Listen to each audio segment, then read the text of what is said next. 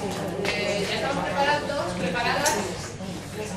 Es una de las tercera experiencia de esta tanda. El título es Plástico y es Miriam, que viene de lejos, viene de Pontevedra, ¿verdad? Sí. Bueno, quería haceros pasar un poquito más de prisa por la presentación, porque como está colgada en el blog, en la página de Utopía, el que quiera verla con más detenimiento, que no puede entrar y verla. Y así me queda un poquito de tiempo para enseñaros un poquito el blog del proyecto. Quería contaros cómo surge Plastikov, y es que en el aula suelo trabajar con noticias, no tengo libro de texto excepto en lengua galega y en matemáticas. Entonces, para las clases de lengua suelo iniciarlas con una noticia, y una de las noticias que llevé era sobre el plástico y la contaminación del plástico, y aparecía esta imagen. Entonces los niños se preguntaban cómo es que se había comido el plástico o la gaviota. Entonces les expliqué que bueno, había muchos animales que estaban confundiendo la comida el plástico con comida y ingerían. Surgen así las preguntas, querían saber más sobre el tema, y entonces decían que querían hacer algo, yo les comento que hay una isla de plástico en el Pacífico que se ha descubierto que es del tamaño de 3 a 7 Españas. Entonces querían todos de pronto solucionar ese problema, y digo, bueno, que vayamos al Pacífico a coger ese plástico, ¿dónde lo ponemos? Pero su preocupación por el proyecto, por toda esta contaminación del plástico, hizo que surgiese en mí un poco esta idea. Dije que bueno, que teníamos que empezar por lo que eran las 3 R's, que era reducir, reutilizar y reciclar, y así nace el proyecto. Entonces, las 3 premisas que yo les pongo un poco es que tienen que trabajar en equipos, y de hecho en clase siempre están dispuestos en mesas de 4, que trabajar en equipo no es trabajar en grupo, porque en grupo cada uno aporta su parte, pero equipo quiere decir que todos colaboran para un producto final, que va a haber un líder pero que es diferente a un jefe, que no va a haber uno de ellos que mande, sino que tiene que conducir al grupo y todos estar de acuerdo. Y las normas que yo les pongo a todos los equipos es que se tiene en cuenta la orientación del líder, pero es el grupo el que decide, que se pueden corregir las aportaciones de un compañero si se decide en grupo, y que los errores son no corregidos, se asumen como errores de grupo, no hay errores individuales. Entonces, si un error, una parte del trabajo que presenta el grupo tiene errores, no puede decir, es que fulanito no hizo esto bien, no, tiene que ser asumido por el grupo y todos tienen que corregir al grupo para elaborar ese producto final. Entonces, para poner en marcha este trabajo, organizamos varias secciones. La primera es una sección web, donde uno de los grupos busca en internet pues, webs de ecología o que traten sobre este tema medioambiental. Las que consideran que son de interés las cuelgan en esta pestaña del blog. Luego está la sección noticias, es otro grupo y hace más o menos lo mismo, pero con noticias, bien de medio ambiente, bien de eso, básicamente reducción de plástico o contaminación por plástico. Y luego está la sección de reciclaje, que es un poquito la que lleva el mayor trabajo, digamos. Lo bueno de todo es que todos los grupos rotan y todos los equipos o grupos pasan por todas las secciones. La sección de reciclaje, y que fue donde nació el proyecto, es que empezamos a hablar en clase de la cantidad de plástico que todos los niños traían al colegio simplemente en las meriendas. Pues porque traen bollería industrial que viene embotellada, porque traen los actimeles o los bebibles, porque traen los zumos individuales. Entonces esto al final es un montón de plástico que se genera solo en un colegio, multiplicando esto y luego la vida diaria, etc. Entonces lo que se nos ocurrió fue comprar 3 cubos distintos y clasificamos el plástico. Uno está en tapones, en uno pone la etiqueta tapones, entonces si traen un bebible de rosca o cualquier historia de estas, echan el tapón allí. Otro cubo es para bebibles o plástico de bricks, y el otro es para otros plásticos, lo que puede ser los de la bollería industrial. Al final del recreo, 5 minutos antes del recreo, los encargados de esta sección cogen las bolsas de plástico, las pesan, registran los datos del peso en gramos, en este momento no hemos pasado de los gramos, registran los pesos en una tabla, se elabora una tabla semanal y al final de mes se hacen unas gráficas de todo el plástico registrado y hace un estudio de si se ha ido reduciendo o no. Como decía, todos pasan por todas las secciones y otras tareas que tenían era revisar el correo directamente. Tenemos un correo centralizado de Gmail con la dirección de Plastikov, donde si un alumno que no es de la sección de noticias, pero de pronto en casa encuentra una noticia sobre el plástico, pues le envía el correo. Entonces todos tienen un poco la obligación de revisar el correo. Preparan charlas que van a dar a cursos inferiores, van a primero, a infantil, para mentalizarlos un poco de todo esto. Elaboran vídeos, cargan fotos en Pinterest, tienen su tablero de Pinterest y otros materiales. Bueno, luego, por eso decía, si me queda tiempo os enseño algunos de los vídeos que han elaborado y que luego llevan a las clases de primero y de segundo, por ejemplo, para mentalizarlos y sobre todo porque se notaba que al principio en las papeleras casi no se recolectaba y cada vez se ha ido recolectando más. Ahora ha bajado un poquito más la recolección, pero no es porque estén menos concienciados, sino todo lo contrario, porque están mucho más y en vez de traer a lo mejor bollería industrial, pues traen el bocato o lo que sea envuelto en papel de... bueno, en papel de servilleta, digamos, o traen estos plásticos tupper, ¿no? Que ya es lo que supone reducir el plástico de un solo uso. Porque el plástico no es malo en sí, nos ha facilitado muchas cosas en la vida, pero el plástico de un solo uso es lo que contamina y lo que nos lleva un poco a todo esto. Las herramientas que usamos y que usan ellos para elaborar el blog son Vimeo, bueno, para cargar los vídeos que ellos los editan en mi iPad, una herramienta que se llama Pina, que es muy sencilla, es muy intuitiva, entonces pueden editar sus vídeos ahí. Google Plus, pues que promocionan ahí los posts que hacen. Bueno, Blogger, porque usamos Blogger para el blog, donde ellos gestionan completamente el blog. Esto me permite a mí trabajar mucho la clase de lengua, porque al hacer una redacción del post, de todo lo que sea, la clase de lengua se basa básicamente en esto, ¿no? En buscar pues, los enlaces correctos para las frases, los sinónimos para no repetir palabras, los conectores adecuados. Entonces, todo hay un proceso antes de la redacción, pero al final la clase de lengua va a este producto generado. El Pinterest y el correo. Y pongo aquí SlideShare y Twitter un poco más en pequeño porque estas son las que uso yo más. Quiero decir, no son las que usan ellos. Cuando yo quiero hacer a lo mejor un trabajo más dirigido con una noticia que he encontrado que ninguno de ellos me menciona, pero que a mí me parece de interés, pues para mandarlos buscar datos sobre una noticia, para luego hacer un ejercicio de matemáticas o algo así, yo la cargo en SlideShare y luego se la cuelgo en el blog. Y luego Twitter, pues porque, aunque la que tuiteo soy yo y tenemos un Twitter de Plastikov, sí que me vino muy bien Twitter para hacer trabajo de síntesis. A lo mejor hay una noticia que nos parece muy interesante y queremos darla a conocer de forma rápida y lo que yo les propongo es, venga, pues ¿cómo dirías esto con 140 caracteres? Entonces, veo que hacen un ejercicio de síntesis muy bueno para expresar una idea de una forma muy reducida y que al principio les costaba muchísimo, pero que ahora viene muy agilizado. E incluso a veces noticias que se encuentran y dicen, bueno, igual no es para el blog porque es de medio ambiente, pero no viene tanto con el plástico, pero lo podemos tuitear. Y ya me tengo el tuit hecho, entonces yo lo pongo y lo tuiteamos. Los contenidos curriculares, bueno, deciros eso, que ellos son generadores de contenido en muy buena parte, luego lo veréis en el blog, porque ya no es esta idea, ¿no?, del profe que transmite y los niños que asumen y que asumen, le digas lo que le digas, sino que ellos, como tienen que contrastar información, buscar las noticias, luego generan un producto final, que bien sean las tablas matemáticas, las tablas estadísticas que ellos elaboran, las elaboran en una página muy sencilla que se llama Chartgo.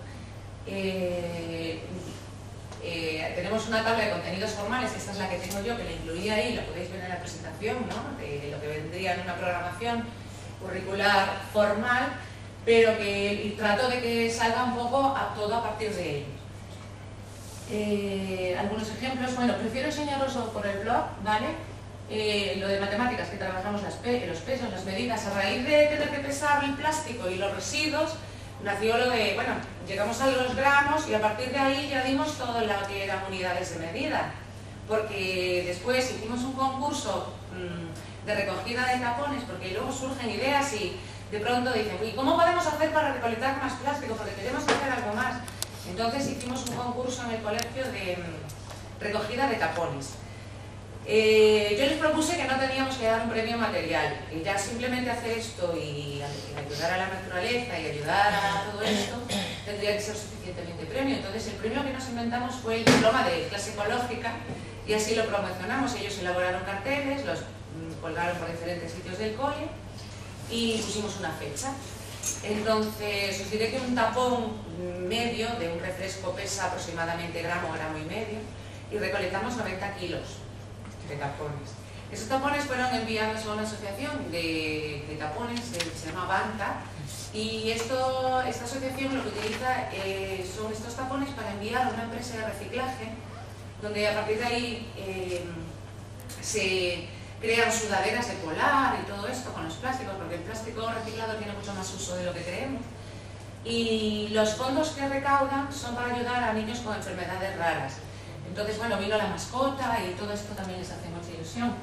Geografía, pues porque una de las actividades que hicimos, cuando estábamos hablando un poco de las ciudades más contaminadas, elaboraron un mapa en Google Maps, bajaron un mapa y insertaron iconos, buscaron la información de las ciudades más contaminadas de España y insertaron los iconos. Una de las más contaminadas, curiosamente, es Granada, con un índice por metro cúbico de aire muchísimo superior, por ejemplo, a Madrid. A mí, por ejemplo, me llamó muchísimo la atención.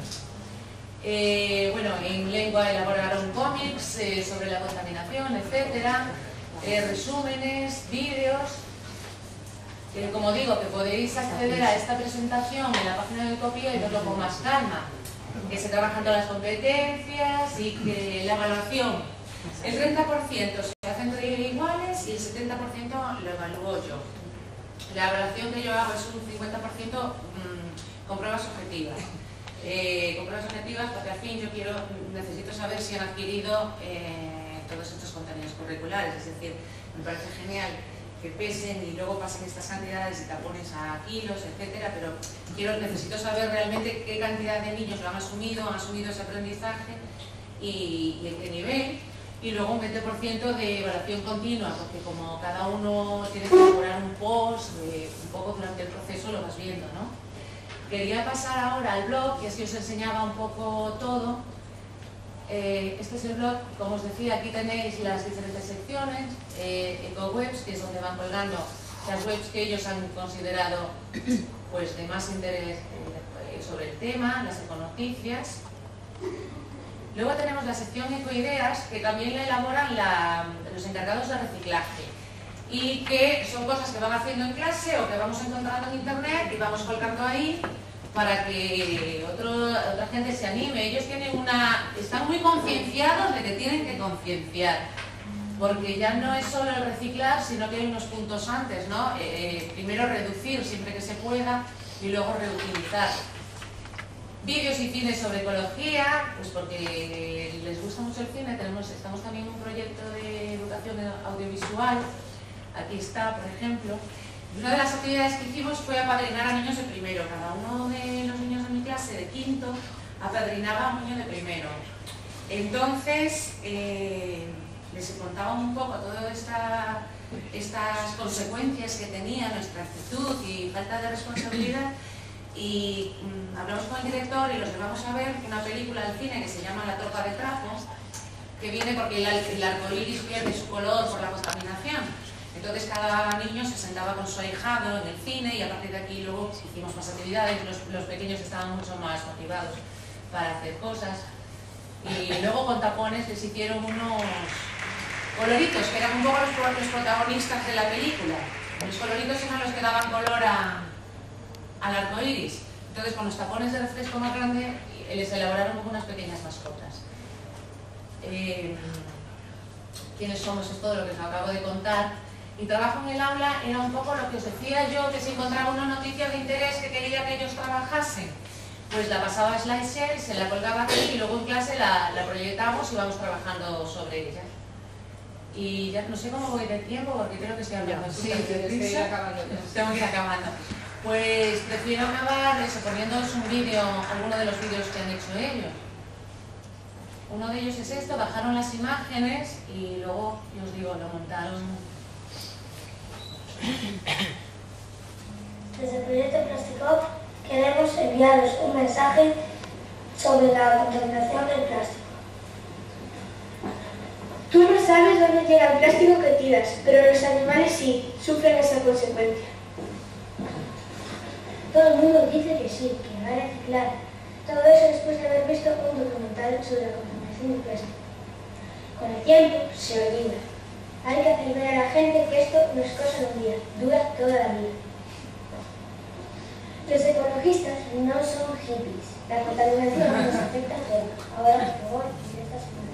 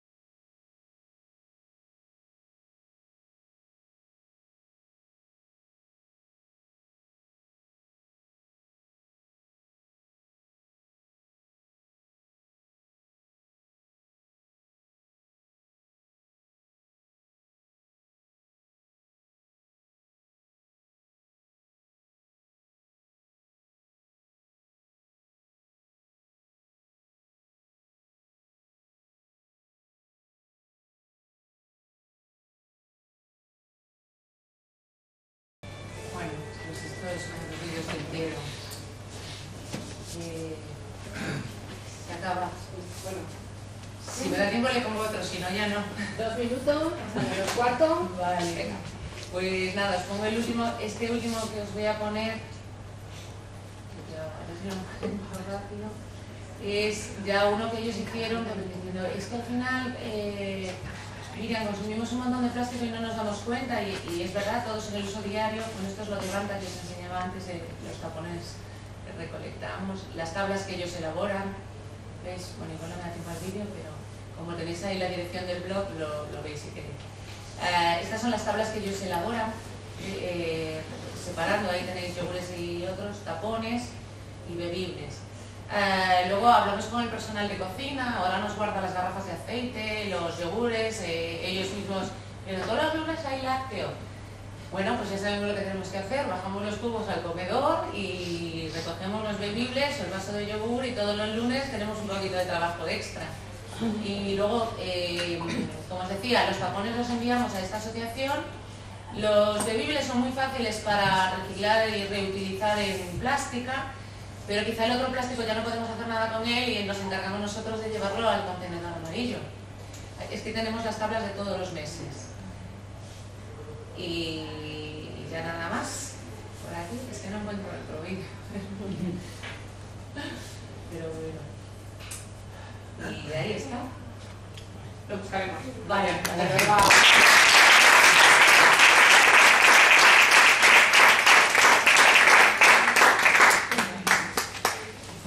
Bueno, pues tenemos un poquito de hora, eso para un poco hablar, preguntas, alguna cosa que se os haya quedado alguna duda, ¿no? De las 3 experiencias, que están allí José Luis y Vicente, Diego y Diana y María.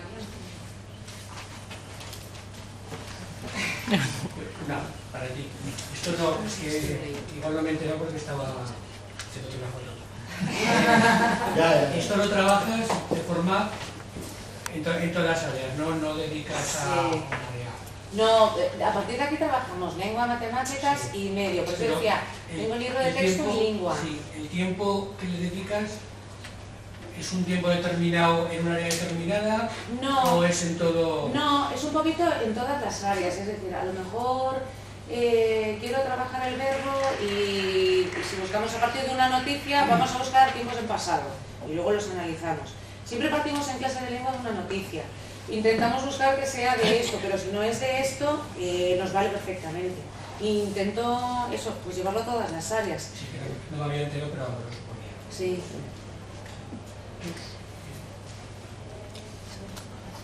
Yo tenía una pregunta para Diego. O sea, habéis comentado que la experiencia había sido con 4 chicos, 3 medicados y 1 no. Sí. Entonces, si habéis notado alguna diferencia, ¿no? No sé, de efectividad de trabajo que hacéis con ellos, de los que estaban medicados y los que no. Pues la verdad es que bastante. Los que estaban medicados eran adolescentes, 2 de ellos adolescentes, deportistas además, muy deportistas. Uno entrenaba mucho baloncesto y el otro tiro de... ¿cómo se llama? Sí, pero que se practica solo en un pueblo. Es que ahora no... De barra. Eso. Eso es mi desconocimiento intercultural. Bueno, y sí que es verdad que los adolescentes, el tema de la medicación es muy complicado de ajustarla. Y además si son deportistas más, y como están en un proceso de crecimiento tan rápido, eran unos chavales grandísimos, ¿verdad? Estaban muy altos y tal, crecían muy rápidamente, se les desajustaba cada poco tiempo la medicación. Entonces vino muy bien el yoga porque estaban durmiendo muy mal. Tenían muchos problemas con el tema de mucha ansiedad al alimentarse y muchos problemas con el sueño. Y el yoga, en las familias en donde más lo notaron fue allí. Y luego con el otro chico, era un chico que además se juntaba a otra patología de trastorno de conducta. Y entonces allí sí que es verdad que se notó un poco menos, porque la familia tenía mucho miedo de reducir un poco la medicación y todo esto. Y luego el que no estaba medicado mucho, fue el que más efectividad tuvo la intervención. Mucha más. Luego ahora, pasado el tiempo, esto lo hicimos pues hace unos 6 meses o así. Las familias todavía me manifiestan que en casa cuando, por ejemplo, la madre está muy nerviosa, el niño le dice, venga mamá, respira, como decíamos en yoga, ¿no? O la profe le pide el favor a uno de los niños que le enseñe a respirar a otro compañero que a lo mejor se pone muy nervioso, o que luego que por supuesto que como os imaginaréis, pues esto es una experiencia llevada a cabo con TDAH, pero que yo creo que puede llegar a ser muy efectiva en todo tipo de personas, niños, lo que sea, con lo que sea. Entonces las compañeras que se marcharon eran de San Martín de Porres y me preguntaban, es que claro, de discapacidad no has dicho nada. Pues yo creo que puede ser efectivo, aplicable a cualquier ámbito y a cualquier tipo de problemática. Yo un poco quería preguntarte también sobre esto, ¿no? Si conocéis experiencias en las que se haya aplicado el yoga pero a todos los alumnos, Sí. O sea, a toda la clase y como Está sistematizado. poco testado, poco investigado, porque hacerse está haciendo, ¿no? Ahora se está ofertando como extraescolar las APAs. Sí, pero no dentro del aula, como yo maestra y todos los días, da igual de primaria de... Sí, se está haciendo.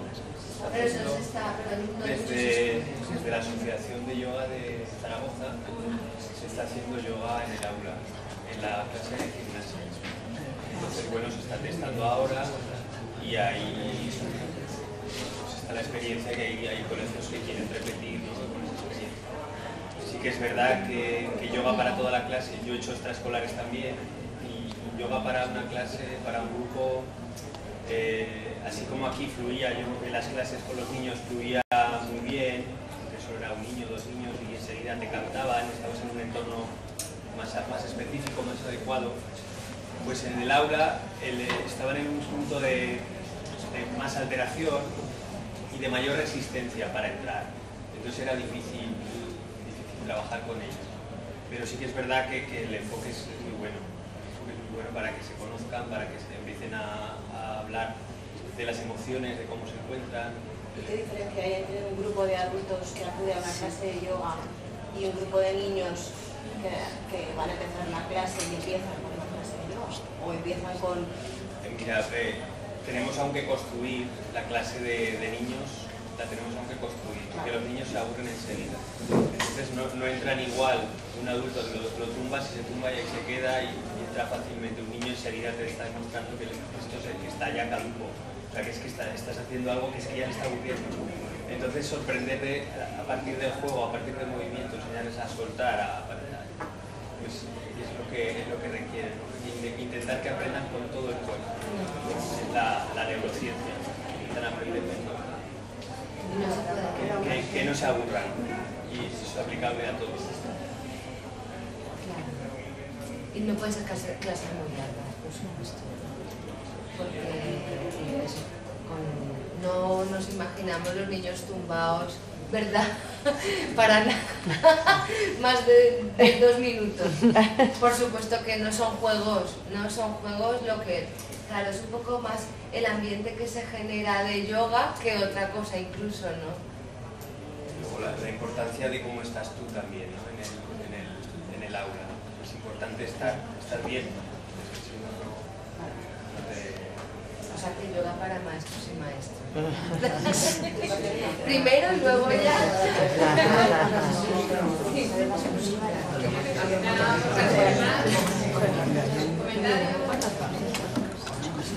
Sí, pues antes de irnos, por finalizar las sesiones, a que no se nos olvide comentaros que ya están los códigos QR en las puertas de las